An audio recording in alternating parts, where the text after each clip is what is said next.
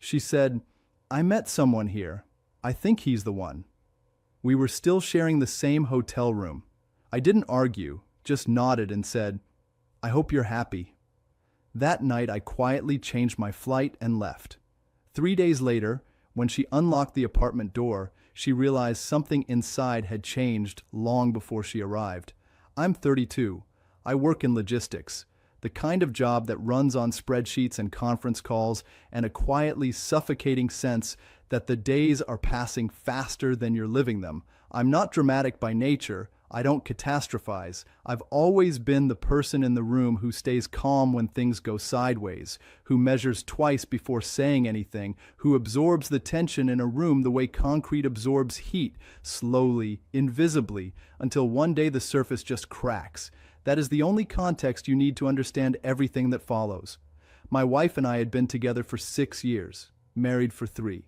We met at a mutual friend's backyard dinner, and the thing I remember most about that first night isn't what she was wearing or what she said, it's the quality of her attention. She listened like she meant it, like your words mattered to her in a physical way. I had never felt that from anyone before, not in the way that makes you reach for your drink just to have something to do with your hands while you figure out how to deserve it. I fell into that attention like falling into warm water. By year 4 of the relationship, the attention had shifted.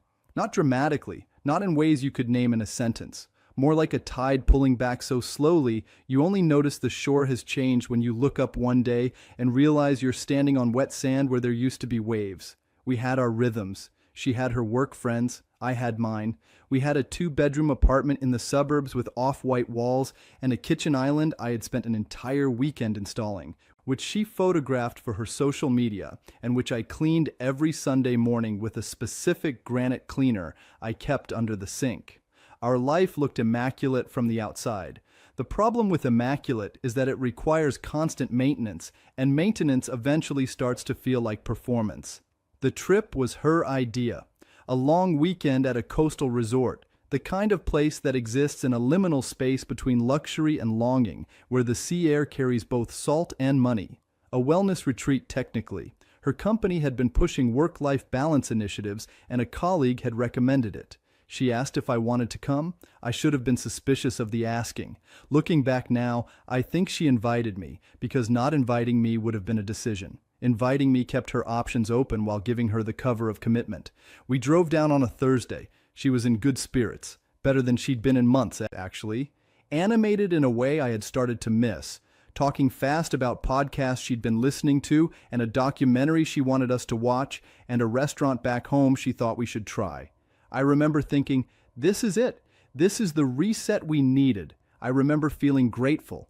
The resort was beautiful in the way that expensive things are always beautiful, deliberately, effortlessly, and with an undercurrent of cruelty toward anyone who can't afford to stay.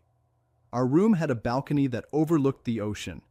The bed sheets were the kind of heavy, crisp white that costs more than your average mortgage payment. There was a welcome basket with wine and dried figs and a small card that said, "Enjoy your journey together." I put the card on the nightstand. She put it in the trash. The first evening, we had dinner at the resort restaurant. She was on her phone more than usual, but I told myself it was work. She had a project wrapping up, something with a difficult stakeholder. I ordered the fish. She ordered a salad she barely touched. We talked about whether we wanted kids, not in the way couples usually discuss it. Not warmly, not with that half-nervous, half-excited energy. More like 2 people reviewing a contract, both looking for the clause that might get them out of it. That night she slept facing the wall. I stayed awake watching the ceiling fan turn, listening to the ocean outside, and trying to name the feeling in my chest that was too quiet to be alarm and too persistent to be nothing. The second day, she was gone when I woke up. A note on the pillow said yoga class, back by 9. By 11, she still wasn't back. I texted. The response came 40 minutes later. Ran into someone from the wellness sessions, having breakfast. Don't wait for me. I didn't wait. I took a long shower and sat on the balcony with coffee and watched the waves and told myself this was fine. This was normal. People meet people on retreats. That is the whole point of retreats. She came back at 1 in the afternoon. Her cheeks were flushed in a way that had nothing to do with sun. She smelled faintly of someone else's cologne. Not aggressively, not obviously, just enough to register in the back of your brain as a wrong note in a familiar song. She kissed my cheek and said she was going to shower. I sat with that for a long time. That evening we went to the resort's shared social area, a kind of open lounge with low lighting, wicker furniture, and a fire pit where people gathered in that conspicuously relaxed way that expensive vacations make possible. She got a drink, I got a drink, and then across the fire pit she made eye contact with someone, and something in her face changed. It was small, the kind of thing you would miss if you weren't watching for it. A loosening, like a door opening just a crack, before someone remembers to hold it shut. She turned back to me and smiled, and the smile was warm and real and completely for me, and somehow that made it worse. I watched him for a while. He was tall, loose in the way of men who have never been told no in the right voice. Mid-30s maybe, with the kind of easy confidence that either comes from money or from never having to work too hard for anything. He glanced at her twice in the next 20 minutes. She glanced back once. I said nothing. I never say anything right away. That is both my best quality and my deepest flaw. We went to bed. She fell asleep quickly. I lay awake until 2 in the morning. The next morning, I went down to the breakfast area and ordered food, and sat at a table near the window and watched the tide. She came down 20 minutes later, showered and bright-eyed, wearing a dress I hadn't seen before. I noticed it in the way you notice a puzzle piece that doesn't quite fit, and she kissed the top of my head and asked if I'd slept okay. I said fine. She sat down. He walked in 7 minutes later. I know because I was watching the clock.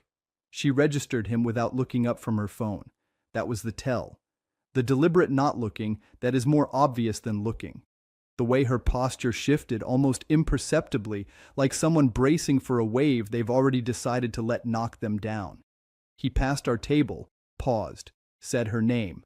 Not her full name, a nickname. Something familiar. Something earned over more than 2 days. And she looked up with that loosening again, the door opening, and said hello, and introduced me as her husband in the tone of voice you use when you're explaining a complication. He shook my hand. His grip was the kind of firm that announces itself. He said it was good to meet me. I said likewise. He moved on.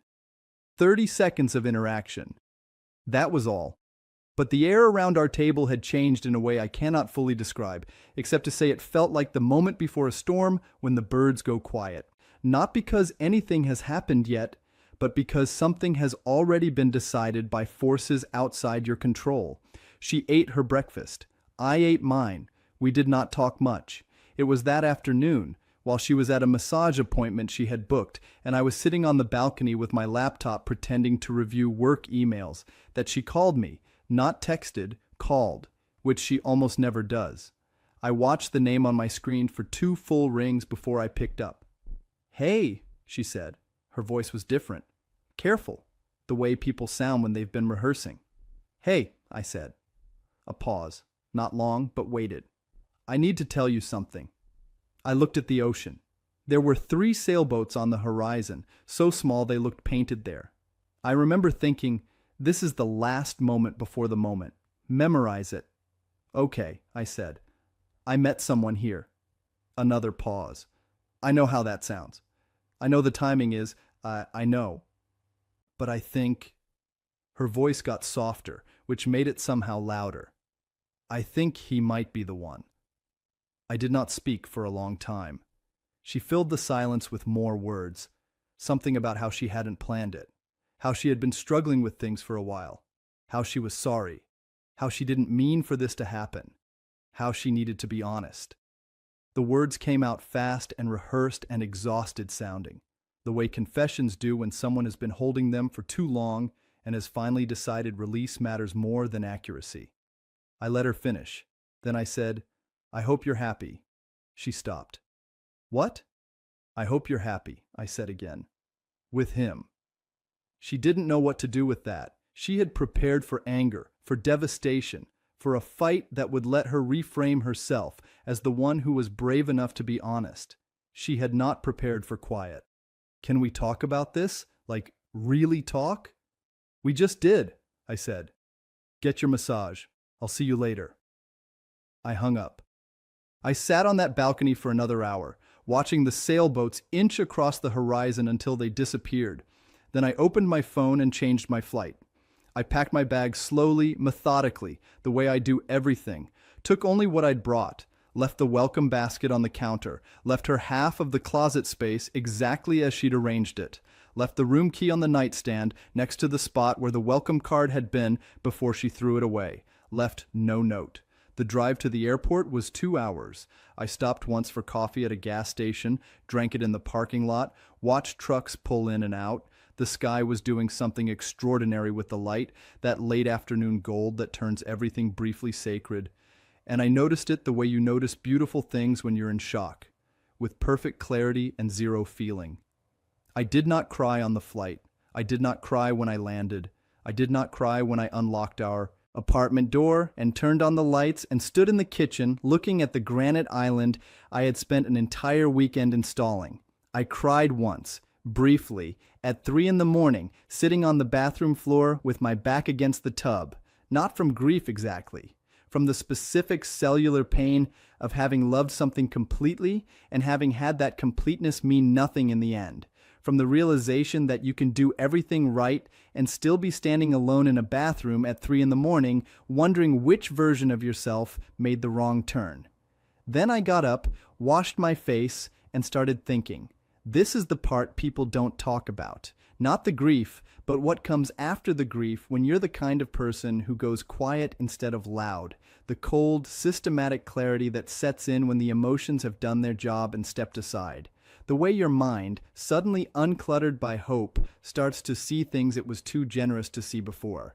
I spent 2 days in that apartment going through everything, not in a paranoid way, in the way of someone reviewing data after a system failure, trying to locate the origin point. I found the texts not because I was snooping. I found them because she had left herself logged into a shared tablet we used for streaming, and the messaging app had a notification.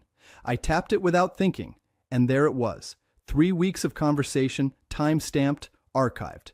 Not with the man from the resort, with someone else entirely. That was the turn I hadn't expected. The man at the resort was not the first. The man at the resort had simply been the one she decided to confess about, the one who had made her feel brave enough to say something out loud. But before him, running parallel to our last 3 months of couples dinners and Sunday kitchen cleaning and conversations about whether we wanted children, there had been someone else, someone from her office, someone she had been texting in the way that begins innocuously and doesn't. I read everything, not quickly, slowly, the way you read something you need to understand completely before you decide what to do with it. The timestamps told a story that made the resort story look like a footnote. The language in the messages, the easiness of it, the private jokes, the specific way she texted him versus the way she texted me was its own kind of verdict. I closed the app. I sat at the kitchen island for a long time. Then I called my brother and told him I needed help moving some things into storage. She came back 3 days later. I know because I was there. She unlocked the door with that particular rhythm people have after years of coming home, the slight jiggle on the lock, the practiced nudge with the shoulder, and she walked in and stood in the doorway of the living room, and she went very still. I had not cleared the apartment. I want to be specific about that because the story gets exaggerated in the telling. I had not taken her things or moved the furniture or done anything theatrical. What I had done was remove my things quietly, deliberately, in a way that made the apartment feel like a stage set where one actor has simply stopped showing up.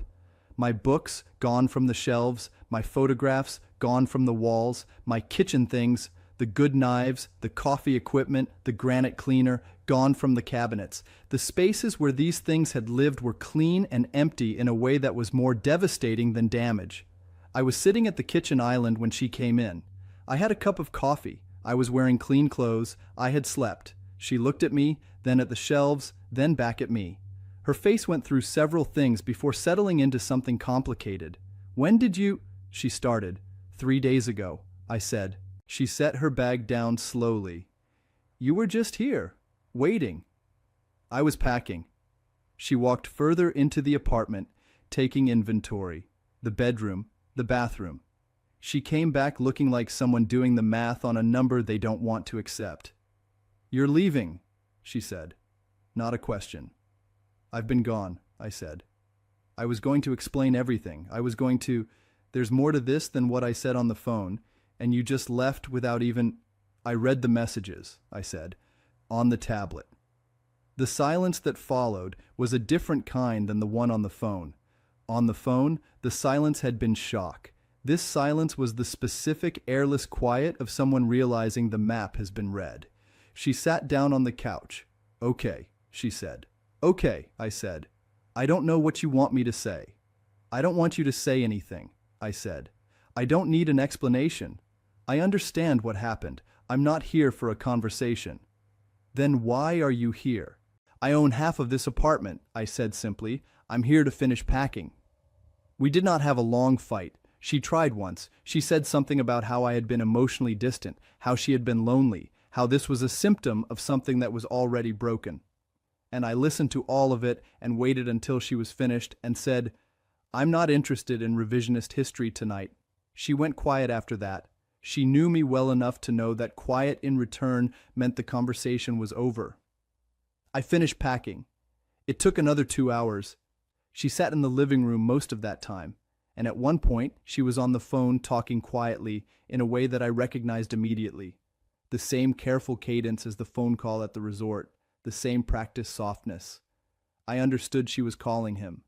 The other one, the one from before, looking for the comfort she had already decided she wanted before she'd even come through the door. I carried the last box to my car alone at 11 at night, under a sky that was doing nothing poetic whatsoever, just cold and flat and very dark. I drove to my brother's place, unloaded what I needed, slept on his couch in the specific exhaustion of a person who has made a decision they cannot unmake.